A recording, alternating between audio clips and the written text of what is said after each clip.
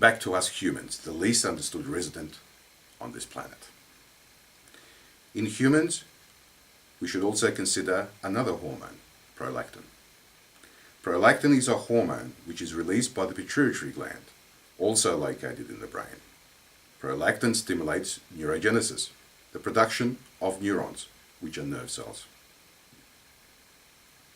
Prolactin eases stress and counteracts the effects of dopamine. Prolactin provides the body with sexual gratification after sexual intercourse. The release of prolactin and the soothing effect, the anti-stimulant effect of counteracting dopamine, the relaxed state of the release of prolactin is sometimes seen and interpreted as the draining effect. Feeling drained and depleted. This is one of the reasons why some control intimacy groups teach their followers to participate in intimacy but to withhold orgasm. The belief is that by preventing orgasm, that chi will not be wasted. Hence, by storing and over time building up chi, that a person reaches a more loving relationship and a clear path to enlightenment or nirvana. Chi or ki is external life force. It is life itself, an energy manifested in all living things. The fact is that chi cannot be wasted, used up, nor dissipated. Chi is eternal, flowing from living being to living being. It is a part of the whole of the life force. Some subscribe and some describe it as the breath that God breathed into the nostrils of men, giving them life. Giving them a soul, life itself. So chi cannot be extinguished nor wasted away. It is eternal and internal to all living things. Chi cannot be depleted through intimacy between two people. The question then is, apart from knowing about prolactin in the physical realm, but then what happens to chi when we feel the effects of prolactin, the effect of feeling depleted? This question now brings us to our spiritual realm, towards our seat of the soul, or the pineal gland, which is also located in the brain. The pineal gland also releases chemicals. Serotonin, which is known as the feel-good hormone, the feeling of well-being, the sparkle in our eyes when we are in love. The pineal gland also releases melatonin. Melatonin is known to affect or slow down aging. It affects sleep, dreaming. It interacts with the immune system, works as an antioxidant. Melatonin and the pineal gland also work in the development of the gonads, our sexual organs.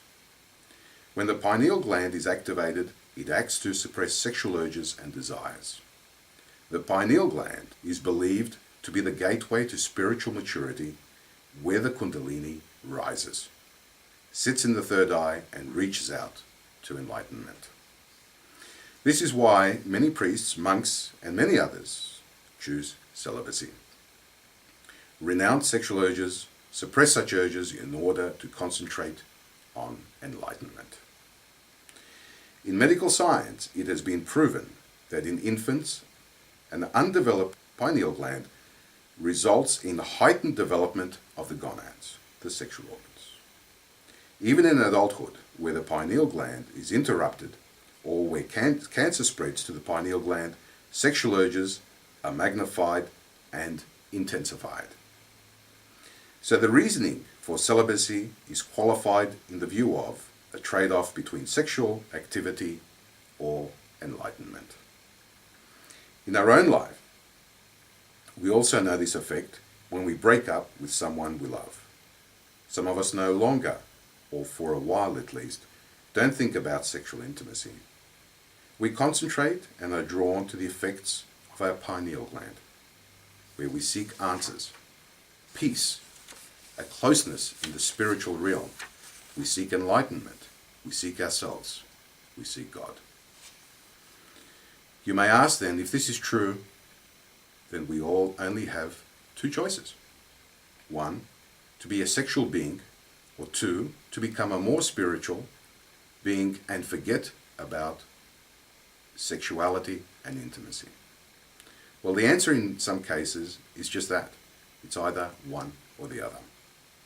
This is where some of us, in rebellion, anger, vengeance, go along with the first choice. We become, or at least act as a sexual being. We forego intimacy, love, union of two people. Trust goes out the door. We trust no one anymore. Sex becomes to be all and end all. No one is going to tell us what to do anymore. No one is going to hurt us anymore. We are driven into a defensive mode, a battle mode. We choose to conquer rather than be conquered. We are in a retaliation and self-preservation mode. Sometimes we are urged by our friends to act this way, to take control of our lives, to take the bull by the horns, to take from life. We have the right. We demand the right. What we're experiencing is a surge of cortisol. Cortisol is a steroid hormone produced by the adrenaline gland. It is a defense mechanism, a fight mechanism. What needs to be said is that cortisol is produced out of fear. Cortisol affects us in many ways. Yes, cortisol is required for our fight or flight mechanism, for survival, but prolonged overproduction of cortisol can affect us adversely. Cortisol affects and magnifies aggression, arousal, anxiety, feeling stressed, activates addictions, suppresses libido, causes depression, is toxic to brain cells, breaks down muscles, bones and joints, weakens the immune system, increases pain, clogs arteries, promotes heart disease and high blood pressure, promotes obesity, diabetes and osteoporosis, and many other crippling effects on our bodies and minds. It is worthwhile mentioning that high stress jobs or exposure coupled with high adrenaline or high amounts of cortisol have been proven to damage a person's mind. They become anxious, over-weary, jumpy, aggressive. In field cases, soldiers are exposed to 4 levels of stress and awareness. The white zone, just walking around, completely obvious to what is happening around them. The yellow zone, being aware where they are and of others around them. Orange, being aware of their surroundings and identifying possible threats. And the red zone, preparation for attack and or defense.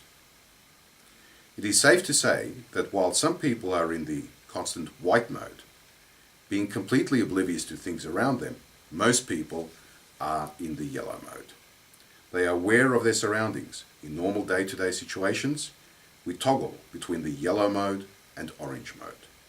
Yellow as we are walking down the street, orange when we need to be alert and identify dangers such as crossing the road, and in rare cases we may be in the red mode, such as passing some suspicious people that may attack us, or walking past, say, a dog, as he may bite us.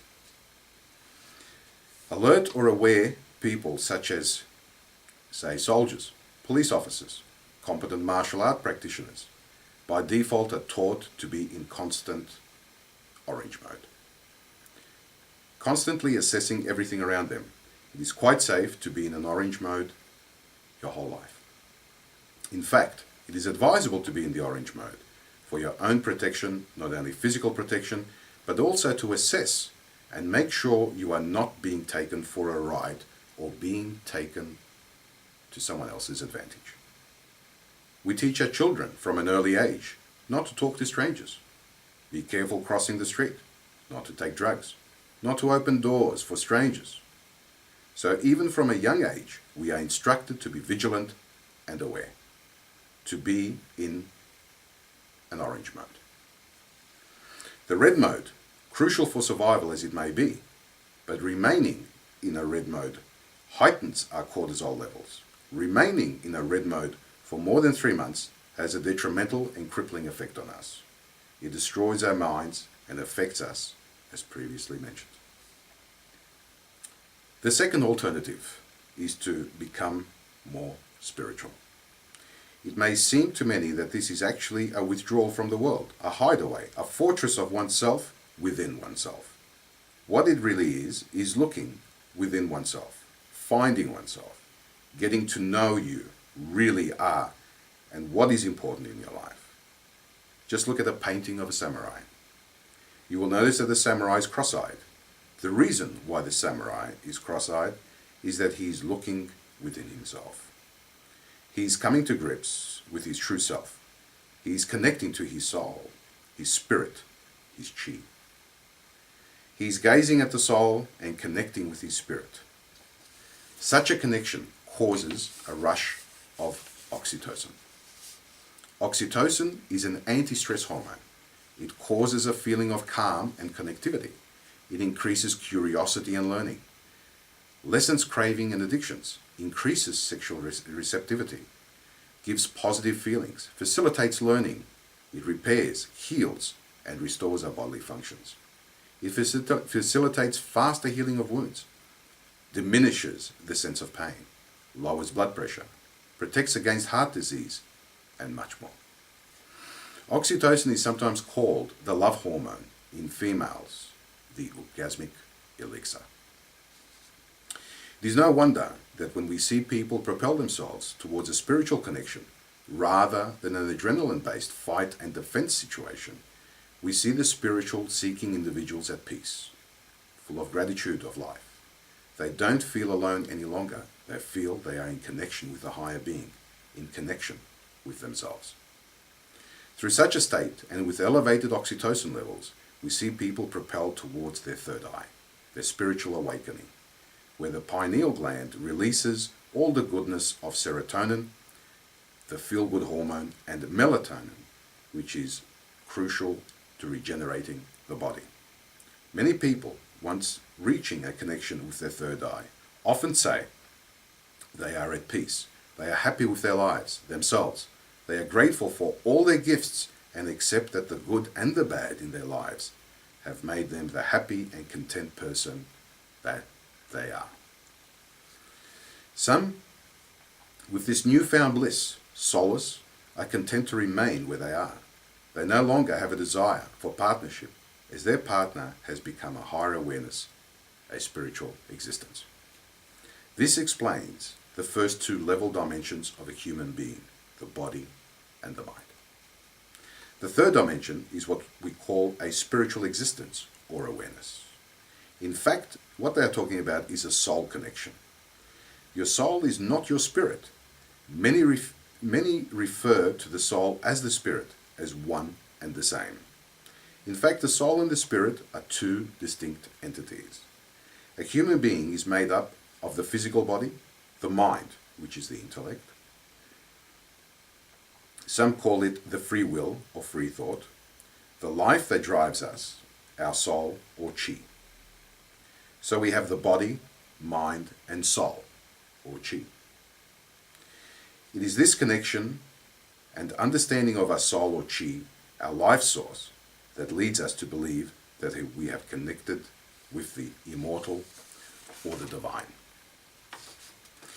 It is the fourth level, the fourth degree, that enlightened talk about. They talk about the spirit.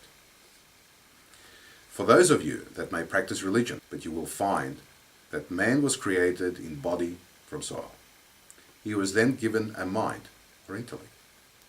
With a free will and a soul was breathed into him, which gave him life, or chi. So we have the body, mind, and soul.